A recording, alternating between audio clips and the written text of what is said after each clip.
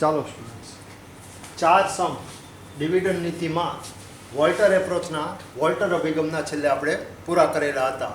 રકમ તમને મોકલાઈ ગઈ છે. પાંચમો સમ મહાવીર કંપની લિમિટેડ વાળો એક્ઝામની અંદર પૂછાયેલો જ આપણે લઈએ છીએ. શેર દીઠ કમાણી 10 રૂપિયા આપેલી છે, મૂડીકરણ દર 10% અને આંતરિક વળતર દર જેને તમે આર કહો છો એ 10%, 16%, 24%, 32%, 40% અને 56. ટોટલ અલગ અલગ 7 આંતરિક વળતરના દર આપેલા છે. અગાઉ તમને લેક્ચરની અંદર કીધું હતું, હજી એક વખત રિપીટ કરું છું કે જેટલી રકમ છે એટલે કે શેર દીઠ કમાણી, મૂડીકરણ દર, આંતરિક વળતરનો દર કે ડિવિડન્ડનો દર, આ કોઈ પણ એક દર છે એ એક કરતાં વધારે રકમ લગભગ તમને 6 થી 7 અલગ અલગ વિકલ્પ આપેલા હશે. એટલે 6 થી 7 ગણતરી તમારી કરવાની રહેશે. સૂત્ર તમારું એનું રહેશે. હવે એની અંદર પહેલું વિકલ્પ કયો આપેલો છે? અહીંયા તમને આંતરિક વળતરનો દર. એટલે તમારે શું લેવાનું?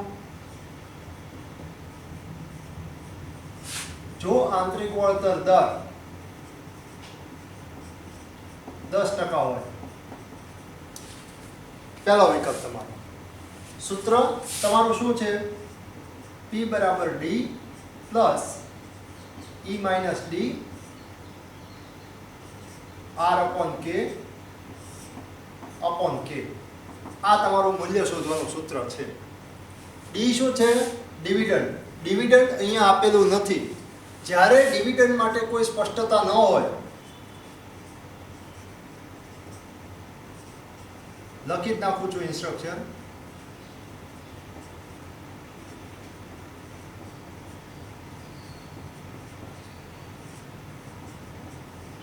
સ્પષ્ટતા જો ડિવિડન્ડ માટે કોઈ કરેલી ન હોય, દર કે રકમ કોઈ આપેલી ન હોય, તો ડી ની જે રકમ છે એ તમારે 0 લેવાની રહેશે.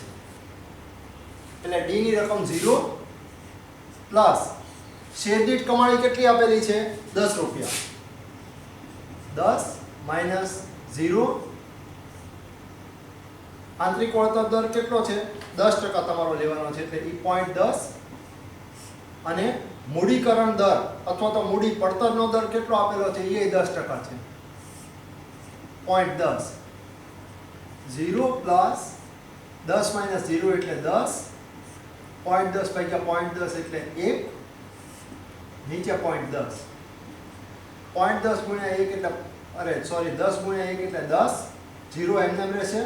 0.10 100 રૂપિયા. તમારો આંતરિક વળતરનો દર જો 10% હોય તો બજાર મૂલ્ય શેરનું છે એ 100 રૂપિયા આવશે. હવે બીજા વિકલ્પની તમારે ગણતરી કરવાની છે. બીજા વિકલ્પની અંદર બાકીની રકમ સેમ રહે છે એમને, માત્ર તમારો આંતરિક વળતરનો દર કેટલો થઈ જાય છે? 10% ની બદલે 16%. બાકીની બધી રકમ એમને રહેશે. આ એક રકમ છે એ બદલાય.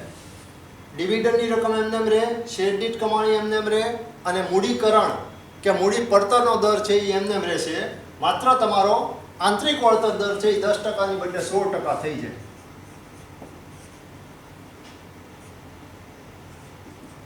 ઝીરો પ્લસ 10 માઇનસ 0, 0.16, 0.10 ભાગ્યા 0.10. આ 0 એમને એમ રહેશે, 10 એમને એમ રહે કારણ કે 0 છે ત્યાં. 0.16 ભાગ્યા 0.10 એટલે શું આવશે તમારે? 1.6 ભાગ્યા 0.10. હવે આ અહીંયા 0 છે એટલે કોઈ ફેર નહીં પડે, પણ ખાસ ધ્યાન રાખજો, જ્યારે અહીંયા રકમ આપેલી હોય ને ત્યારે પહેલા આ બેનો ગુણાકાર કરવાનો, પછી એની આનો સરવાળો કરવાનો આવશે. એટલે અહીંયા આપણે પહેલા શું થાય? 1.6 ગુણ્યા 10 થાય. એટલે 1.6 ગુણ્યા 10 કરો એટલે 16 આવે. એટલે 0 પ્લસ 16 નીચે 0.10 એટલે 16 ભાગ્યા 0.10 એટલે 160 રૂપિયા.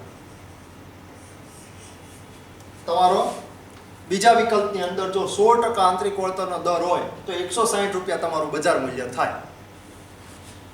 ત્રીજો વિકલ્પ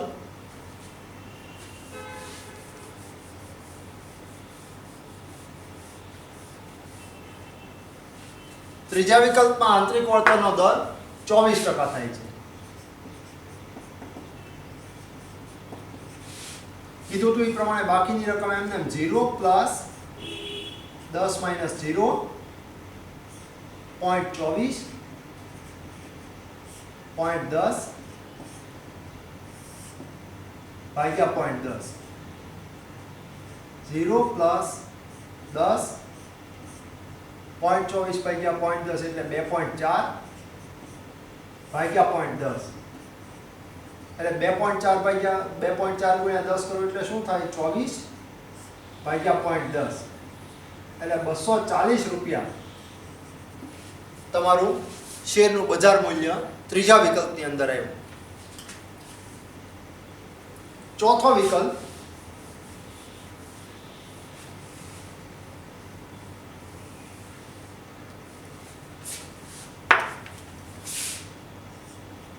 આંતરિક વળતરનો દર 32% હોય.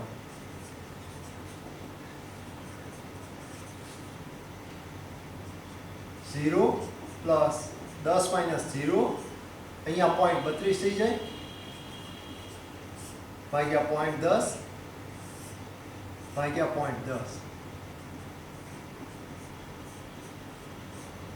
0.32 ભાગ્યા 0.10 એટલે 3.2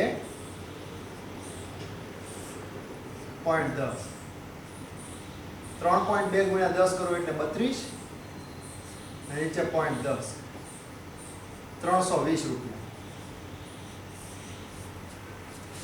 320 રૂપિયા તમારું ચોથા વિકલ્પની અંદર આવ્યું. 32% પૂરા કર્યા પછી પાંચમો વિકલ્પ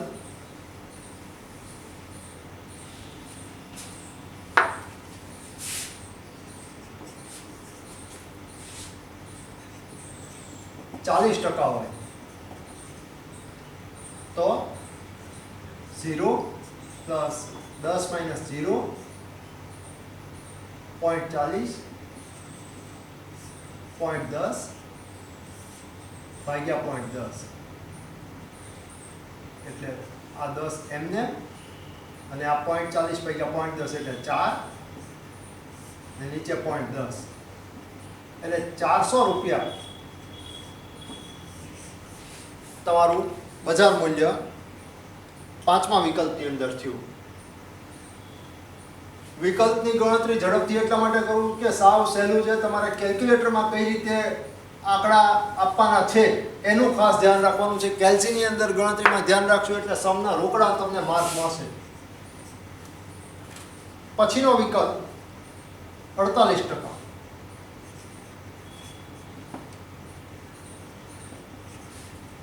48%માં 0 પ્લસ 10 માઇનસ 0 0.48 0.10 ભાગ્યા 0.10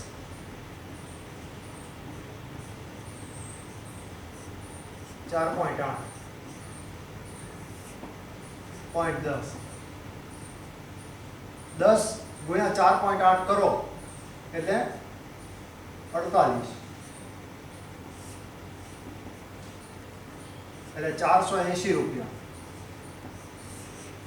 તમારો છઠ્ઠા વિકલ્પની અંદર આવ્યો. અને છેલ્લો સાતમો વિકલ્પ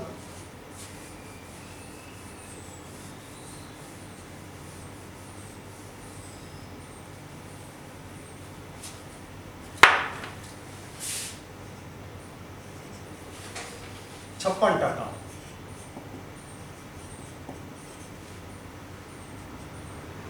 0 પ્લસ 10 માઇનસ 0 0.56 0.10 0.10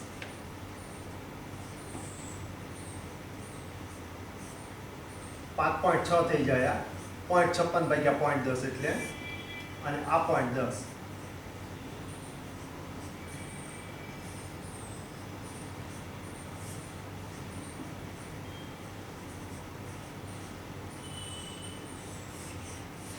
560 રૂપિયા તમારું છેલ્લા વિકલ્પની અંદર આવે. અહીંયા આગળ જો રકમ તમને કોઈ આપેલી હોય આ 0 ની જગ્યાએ, તો આ બેની પહેલા બાદબાકી કરવાની, આ બેનો ભાગાકાર કરી નાખવાનો, એટલે આ બે રકમ જે આવે એ બે રકમનો પહેલા ગુણાકાર કરી નાખવાનો, અને ઈ બેનો જે જવાબ આવે એને આ રકમમાં પ્લસ તમારે કરવાનું આવશે. આ રીતની તમારી ગણતરી આખા બધા વિકલ્પની અંદર કરવામાં આવે.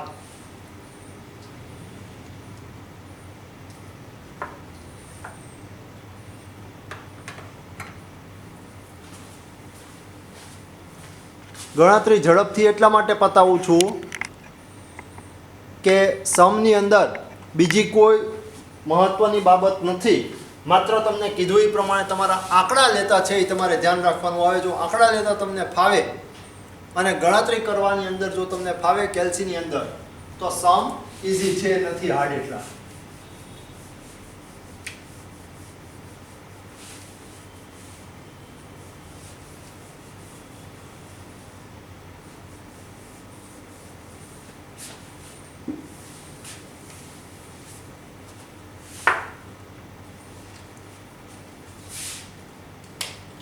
સમ નંબર 6 એક્સ કંપની લિમિટેડનો.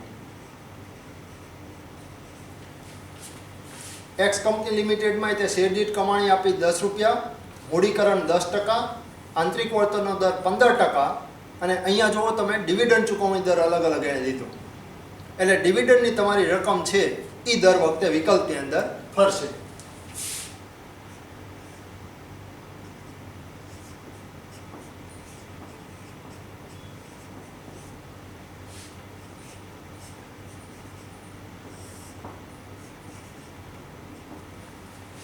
પહેલો વિકલ્પ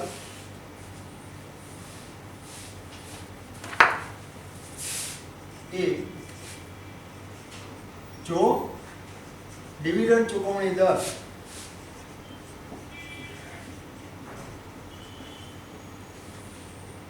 10% હોય.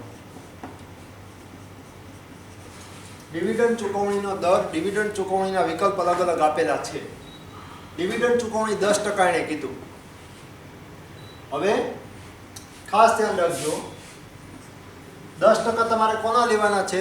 શેર દીઠ કમાણીના. શેર દીઠ કમાણી કેટલી છે? 10 રૂપિયા. તો ડિવિડન્ડ તમે એના 10% કરો તો 1 રૂપિયો આવે પહેલા વિકલ્પની અંદર. એટલે ત્યાં આગળ 1 વત્તા 10 માઇનસ 1, અહીંયા આગળ કેટલો છે દર? 15% કીધો છે, એટલે 0.15 ભાગ્યા 0.10 ભાગ્યા 0.10. એટલે હવે 1 પ્લસ અહીંયા 9 થઈ જાય, અહીંયા 1.5 ભાગ્યા 0.10. આ બેનો ગુણાકાર તમે કરો એટલે 13.5 તમારું આવે.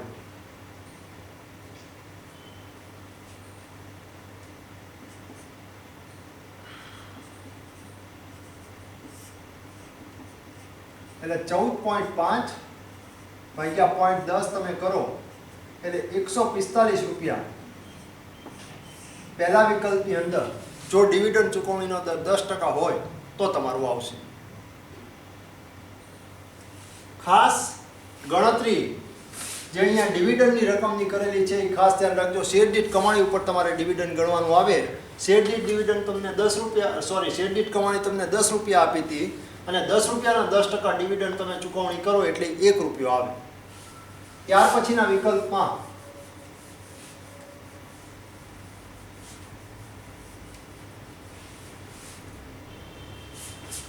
બીજો વિકલ્પ, જો ડિવિડન્ડ ચૂકવણી દર 20% હોય તો શું થઈ જાય? અહીંયા આગળ 20% થઈ જાય એના, એટલે 10 રૂપિયાના 20% કરો તો એ 2 રૂપિયા તમારા આવી જાય. એટલે 2 પ્લસ 10 માઇનસ 2 0.15 ભાગ્યા 0.10 ભાગ્યા 0.10 એટલે 2 પ્લસ 8 1.5 ભાગ્યા 0.10 એટલે 1.5 ગુણ્યા 8 કરો એટલે એ 12 આવે.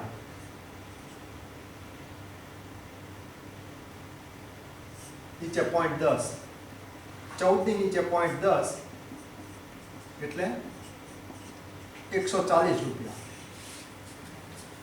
જો તમે અહીંયા આગળ ડિવિડન્ડનો દર તમે વધાર્યો એટલે બજાર મૂલ્ય તમારું છે એ ઘટતું ગયું. હજી ડિવિડન્ડનો દર 30% થશે એટલે હજી બજાર મૂલ્ય છે એ આનાથી વધારે ઘટશે.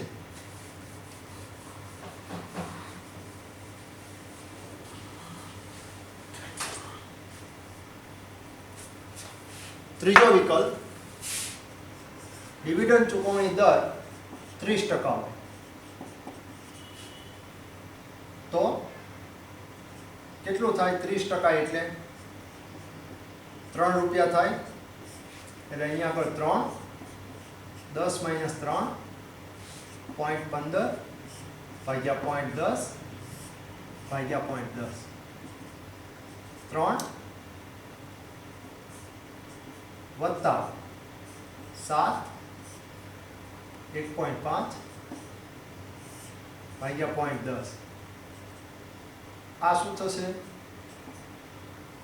15 ગુણ્યા 7 એટલે 1.5 10.5 ભાગ્યા 0.10 13.5 ભાગ્યા 0.10 એટલે 135 રૂપિયા. 5 રૂપિયા હજી તમારું પહેલામાં 145 આવ્યું હતું, બીજામાં 140 આવ્યું, ત્રીજામાં તમારું 135 આવ્યું. ચોથો વિકલ્પ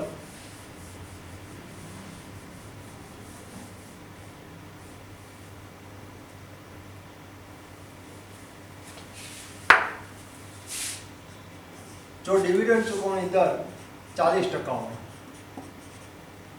તો P બરાબર 4 પ્લસ 10 - 4 0.15 ભાગ્યા 0.10 ભાગ્યા 0.10 આ 4 રૂપિયા છે એ 10 રૂપિયાના 40% આવ્યા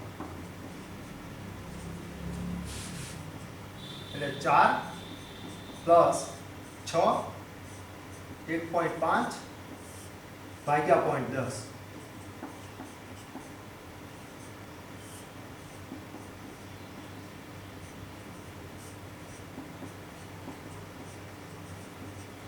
130 રૂપિયા તમારું ચોથા વિકલ્પની અંદર બજાર મૂલ્ય મળ્યું. પાંચમો વિકલ્પ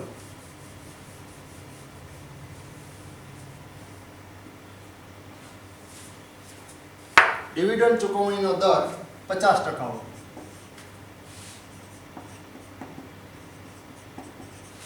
તો P બરાબર 5 પ્લસ 10 - 5 0.15 ભાગ્યા 0.10